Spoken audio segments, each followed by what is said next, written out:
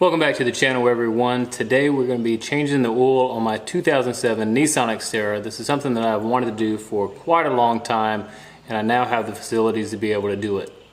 Now this is a video that I'm pretty excited to make. You see, when I first bought this vehicle, there weren't too many videos on YouTube that showed you how to change the oil. And not that it's that difficult, it's just the fact that I've never had, or I'd never had at the time, a vehicle that had body cladding or underbody protection before, and I wasn't exactly sure how to navigate around that. Now, after doing it for several years, I can tell you that it's super easy. If you have 30 minutes of your day, it takes really no time at all, and it's kind of therapeutic as well. So if you are a second generation Xterra owner and you've never changed your oil before and you've always wondered how to do it, hopefully this walkthrough / tutorial will help you with that and show you that you as well can change your oil. So with that being said, let's get started. All right, real quick, so I'm just gonna walk you through the things that we're gonna be using today. You don't need a lot of tools for this. Right here we have a 14mm socket. You have a 10mm socket. I'm using a Fram oil filter. Then I have a 5 quart of oil and then also a 1 quart. This vehicle takes 5 3/8 quarts. I also have an oil catch pan, funnel to replace the oil, and you'll see in a moment where the oil filter is, and it's not the easiest to get to. Most of the time I can get it out with my hands, but sometimes I do like to put this on the back, and it helps just to grab it a little bit and get a little more torque to loosen it up and get it out of position. All right, one of the first things I like to do before I even get underneath the truck is go ahead and loosen my oil cap. Just break the seal, and I just set it right back on there just to make sure that all the oil can flow through the system and drain properly.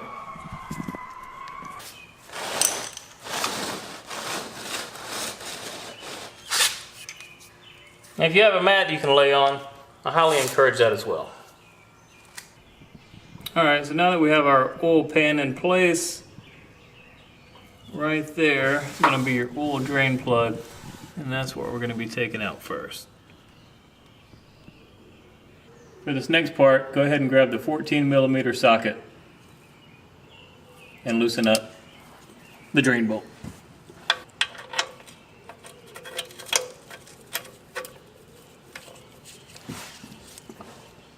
Alright, that one came off, loosened up pretty good.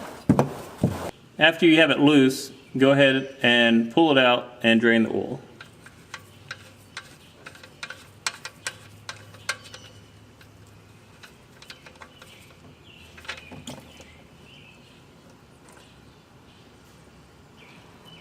We will also be replacing the crush washer on this today.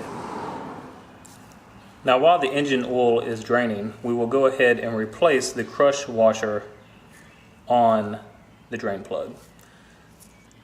You just want to make sure there's a flat side internally, and that flat side, and it's a smaller diameter, that's what is actually going to go over the bolt and against the top.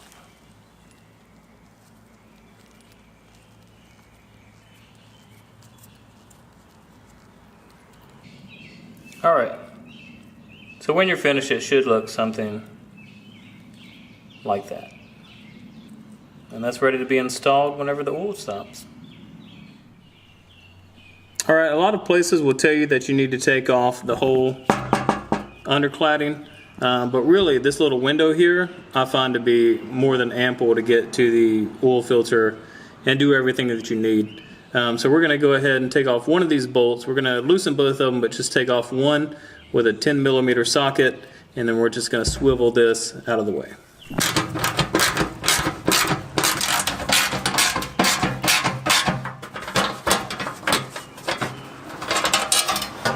Alright, it's nice and loose. Make sure you don't lose this, just set it to the side. And then I just like to take this and swing it up towards the front bumper. Kind of just let it rest there out of the way. So peering through the window, you can see a little slide right there on top of that bar. That actually helps direct the oil flow from after you take off the oil filter into the pan. And then if you look right behind that, you can actually see the oil filter. So we're going to reach up there, loosen it up, let the oil flow into the pan, and take it off. Real quick before we go ahead and take that oil filter off, the oil draining from the pan is actually just down to a very slow drip, so we're going to go ahead and reinstall the oil drain plug. Alright, just got the filter loose. And as you can see, it's using that little tray there to drain into the catch pan. As long as you don't loosen it too much too fast, it should pretty much follow that flow all the way down. If you undo it too much, initially it's just going to float all over the place. Alright, so we'll let that drain, take the filter out, and then replace it with a new one. Alright, and while that is continuing to drain, I'm going to go ahead and get me a little something to drink. It's not as easy as I thought it was going to be. And if you know what this is right here, go ahead and hit that like button.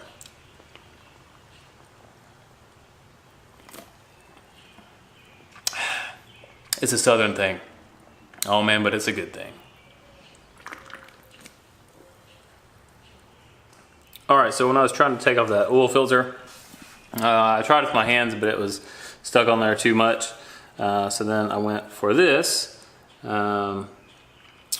which it fit, but then when I tried to rotate it for it to come off, it just kept slipping and it wouldn't come off. I don't think it has anything to do with the size of this. I think the size and fitment is fine, but upon further inspection, so Fran puts this, I don't know, kind of a sticky grip stuff just to kind of help you get, one, a better grip, but also to tighten it, and should also be to loosen it.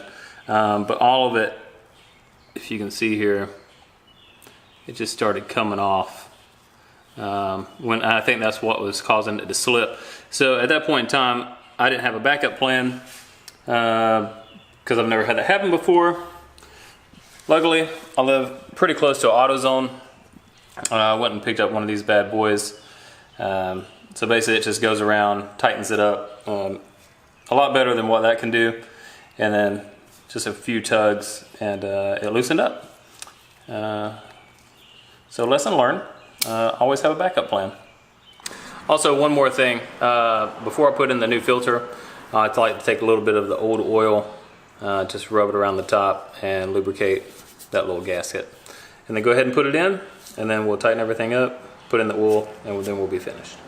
All right, before we go ahead and add the oil, personally I just like to go ahead and take the cap, inspect it, clean off the top, and then proceed.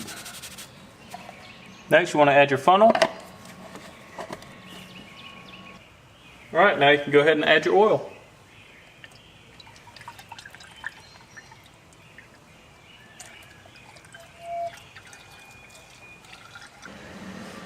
And again, this vehicle takes 5 3/8 quarts of oil. All right, so we're going to go ahead and take our funnel out, put the cap back on, check the dipstick, start it up, and make sure there are no leaks before we button everything back up.